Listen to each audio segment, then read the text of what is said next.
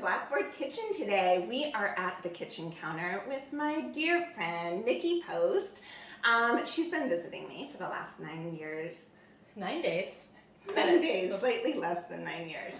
And it's been so great because we are actually really good, I think, at being in the same house. Yeah. Because we were roommates. Yeah, that's true. We got to know each other living in one room together. One room, one really small room. We were roommates our freshman year of college at UNC in Greeley, Colorado, back in the year 2000. Yeah, which is... And so we became friends when we were 18. Mm-hmm. Yeah, like instant best friends the day we met. Like Yes. there was no awkward period. It just was like nothing to It friends. was just like, and now we do life together. Yeah. And here we are, 21 years later. Uh-huh. We're in the last year of our 30s. And Nicki, I thought it would be fun today for us to chat a little bit about like kind of like a retrospective of the last 21 years. Like, who were we as 18-year-olds? What did we kind of foresee for our lives? Where are we now? Because Nicki and I were the same age. We have a lot in common in our background, but we've also lived really different lives. Yeah. Walked some really different paths. And I think we have some surprising similarities and crossover. So I thought it would be fun to reflect on that from the different places that we're at with all the history that we've shared. Yes. Okay. So glad that you're here with us. Maybe you'll see yourself in one of our stories. Maybe you'll hear something that resonates. And if nothing else, just so fun to share our friendship. Yes. With the world a little bit. So, okay, we were 18 years old. Like, what did you imagine? What did you think things were going to look like if you could have predicted where you'd This be? moment of my life. Yeah, like as a 39-year-old, if you could have predicted where you'd be and what it'd be like, what would you have said? Yeah, it's weird to imagine because my mom was actually 39 years old when she got divorced. Oh. So she had lived an entirely different life than what I've lived now. So at the time, as an 18-year-old, I suppose I imagined something similar-ish, not the divorced part, but, you know, maybe just doing like a standard American life that most people here do. You know, you go to college, you get a job, you get married, and I had hoped to do like a little travel, like a year abroad or something. But then I just kind of thought I'd come back and do the same thing everyone else does. That's not what happened. That's not what happened. No, I don't have kids, nor am I married, and so yeah, it's not what I expected. And so, like, from the place you are now, how does that feel? Good.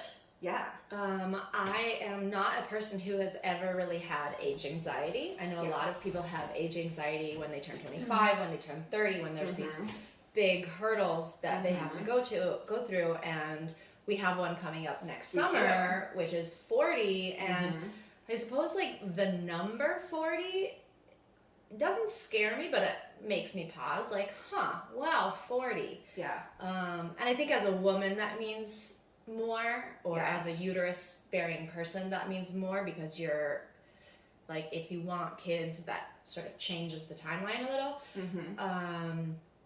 But other than that, I have never felt anxious about changing ages or not having done enough. I think I'm happy with the path that I've led. Of course, there's always things that I could have done differently, or things I wish I knew, or, you know, things I'm into now that didn't even exist when I first started traveling. The world has changed a lot. The world has changed a lot. Yeah.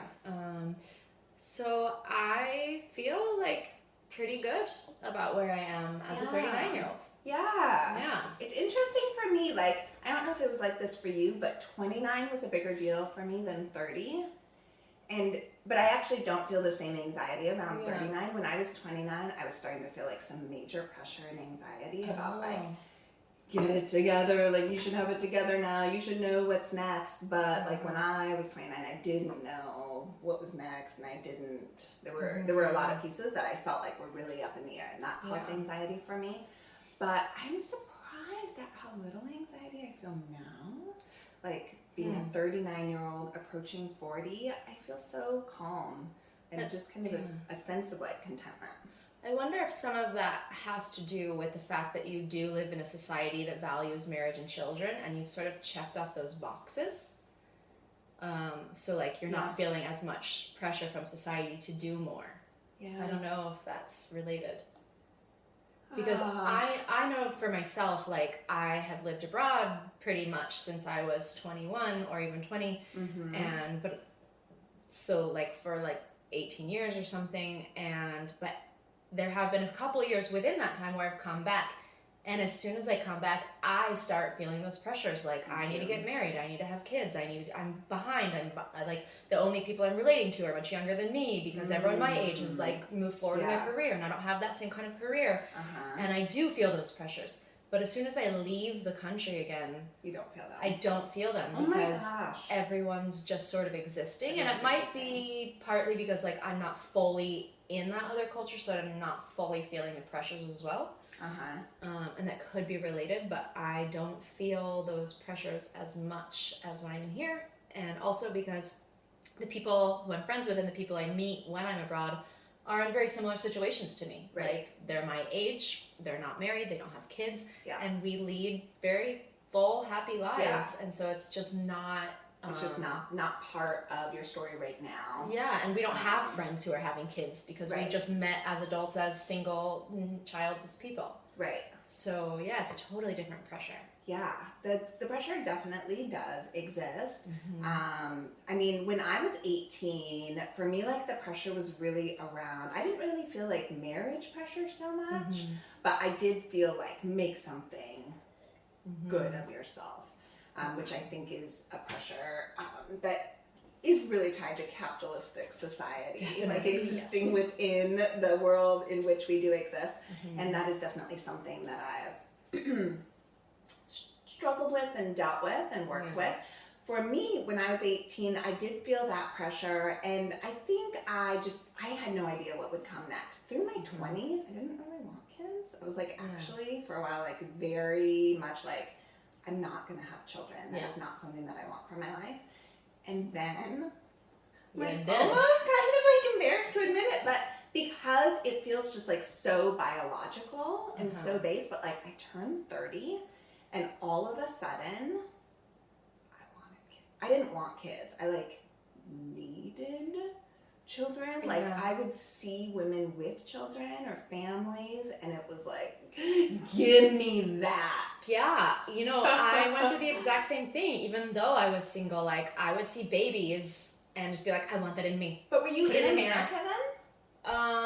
Both. Were you in both, internationally and it was here? kind of like between ages like 28 to 32, 33. So like a 4 or 5 year period. That was happening to me too. So partly I was in the States and partly I was abroad, but it eventually dissipated.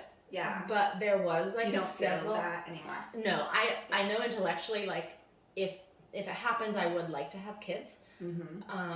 But I don't have the same like biological need that I felt like. I remember when I was 22 and I lived in Brazil, and my roommate was like 4 or 5 years older than me, and she was like, I have this need for babies. I need them now. And I was like, that's insane, and I will never feel like that.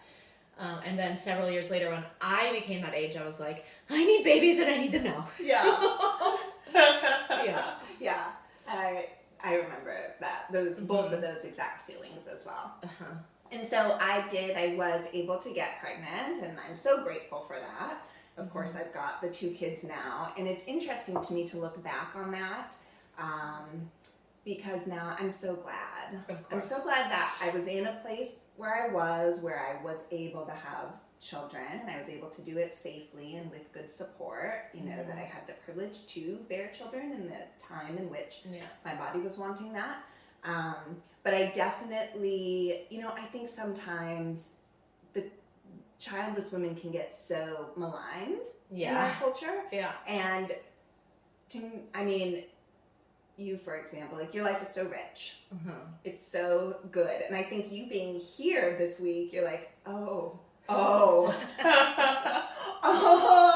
Yeah, I mean, it does make me value my time and appreciate that I have my own schedule that's dictated by no one but me, and I can get done the things I need to get done. Have tiny dictators. I don't have tiny dictators. Yeah, like, I just notice how you don't have even 10 minutes alone. And so that is really hard for me to see, but at the same time, I also recognize the value in having children and even though I don't have them now, and even though I'm like beyond the age that society thinks is okay to have children, I still want them. And like I see the value, and also like the value of them as grown-ups. You just kind of have to get to that stage, not saying like you shouldn't appreciate each moment in between, but my ex-step-grandma was like, having children is an investment in your future. Because maybe it's hard in the beginning when they're babies, when they're this age, you're constantly teaching, everything's a teachable moment, so much energy, but once they become independent, they become more adults and think for themselves, it's like this person who enriches your life. And that always kind of stuck with me, and I think that's true. It can, if you want them. It doesn't them. always. Sure, and things can go, absolutely. Be super different. There's several options, but I mean, and I also see all the ways in which your life is enriched by what you have the freedom and flexibility to do. Yes. And so I think it's so, I love that we come from such similar places. Like, we've traveled these really different paths. Like, I think I admire you and the way you live your life so much. And I love like your intention towards people and humanity and care, and just the way that you like embrace everybody. You hold everything so close, and I think that like fills you up and expands you, and that's so beautiful. I'm not able to do that in the same way. Like, our family super values adventure. We went to Japan with the kids, like when he was 3 years old and she was 6. 3 and 6. We've done like big road trips through the West. Like, we've done things, and those are big family values, but I can't do it in the same way. It's absolutely not. And so it's like, you make trade-offs, but there's so much richness and joy and goodness. Yeah, that's right. Just one more thing about feeling pressures when you're young. I think the biggest pressure I felt was that finishing university was required of me, because I wanted to quit every year. And You wanted to quit. You were going to drop out. I was. And so even before I went to my freshman year, I said to my mom, like, why do I have to go to college? Like, I don't want to. I want to do something else. And she was like, well, you can. Like, you can do whatever you want. My mom's so lovely. I know, she's the best. I think I had like heard that the Chick song, Wide Open Spaces, and I was like, I want wide open spaces. Room to make a big mistake. But my mom was like, you don't have to. Like, you can just do whatever you want. But I was like, no, I have to. Like, I still felt like, no, I have to go to school. So I went to freshman year, and we went to school together for 1 year, and then I dropped out of school, and I didn't want to do it again. I didn't re-register for the next year because I wanted to travel. But then like the person that I wanted to travel with, had like a bunch of stuff happen, and so they could no longer travel. So then I was like, well, do I want to do it by myself, or should I keep going to school? So I decided to go to school. So I went back, I transferred schools, went to school for my sophomore year. I wanted to quit again. I hated it. Like, I was just working full time. I wasn't like really studying very hard. Just didn't want to be there. But my sister's 2 years older than me, and I went to her graduation at the end of my sophomore year, and I was like, oh, she's just like done now. She's got a degree, she did it all, and now she can go do whatever she wants. So then I was like, okay, I have to just finish and get it done. I've started it, I have to finish it, I just need to get it done, but I just need to figure out a way that I can do it that works for me. So then the next year I did study abroad, and so that helped me to sort of like get going with this like desire for travel. And then I came back my senior year, and I was so dedicated to school. I was like, I'm just gonna like do the best I can with the time I have left, and I worked so hard, and I got like the best, probably like straight A's my senior year. I worked so hard, and because I just wanted to finish strong. I wanted to finish. And then as soon as I finished, I left, and then I did that. I was like, I'm free. I got the degree, and now I can go do whatever I want. I'm free. And a lot has happened because I have a degree. So I never had to like stress as much. Like, I was able to get several jobs abroad and online because I had a degree. So I am glad that ultimately I did finish, but I didn't ever really want to be in school. I always wanted to leave. So you look back on that, and it's kind of like something you felt forced to do, like you had to do, but you're glad that you did it now? Yeah, absolutely. retrospect. And I, even when I graduated, like the day I was like, okay, I'm glad I have this degree. I'm done. I mean, there are things that we do out of necessity. I mean, I Yeah. think the dream is like, we can all just be free and we can travel and do whatever. Like, I look back at some of the years in my 20s, like later like all through my 20s. I mean, Jason and I were together pretty much through most of my 20s. But we didn't have children for a while. I mean, we dated for like 4 years before we got married, and then we waited several years before we had children. And I look back on that and I wish we had traveled more. But then, you know, because we were free and we could have done those things, but then also I look at it and it's like, we had student loans and we were establishing careers and we were doing all this stuff that, like we didn't have the capability and we didn't make the space for it. Yeah, it was like you had different priorities. But like now, being in the space that we are, I think that's the great thing. You get to continually establish priorities. Like what you decide at 25 doesn't have to be what it is for you at 35 or 45, etc. And I think being willing to reflect on those priorities and like reevaluate, reestablish, and then move forward, for me has served me well, I think. And I think like as I think about continuing to you know, finish out my 30s this last year and move into my 40s, to me that's what I want to keep doing. And not just to stay stuck and say, well, this is what mattered in the years I was 37, 38, 39, and this is what I have to do. Reevaluate. Continuous re-evaluation. That's right. So there's not a right path. No, there's absolutely not a right path, and I've come to realize that in a really intense way with the way that I've led my life. Yeah. Is that there isn't one path. There's no one path, no right way, no wrong way.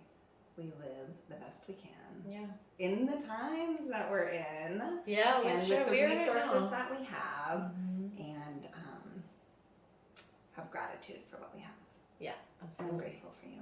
I'm grateful for you. 21 years. I hope we'll be here in another 21 years. You know, like, I am positive that we will, because if we've maintained such a close relationship for 21 years, never living in the same place. Never. Except for that first year. 1 year. Like that's 1 it. year and that's it. And then we've just intentionally continued the friendship. Yeah. I don't see why we won't be friends in another 21 years. Let's do it. But so we're 39, so 49, 59 will be 60. So we'll have this. Okay, We'll so have 60. this meeting again when we're 60. We'll see you here in 21 years. Until then, you can see more about Nicki's travels. I live vicariously through her account. Nicki posts stuff on Instagram and YouTube. YouTube is Nicki Posts Travel Stuff, but Instagram is Nicki Posts Stuff. So live vicariously through Nicki, or get inspired, or embrace your why not, to live and do what you can do based on your values, your priorities. And I hope you'll join me here at the kitchen counter for my next conversation, and hopefully you'll be back at my kitchen counter before we're 60 as well. Okay, bye friends, see you next time.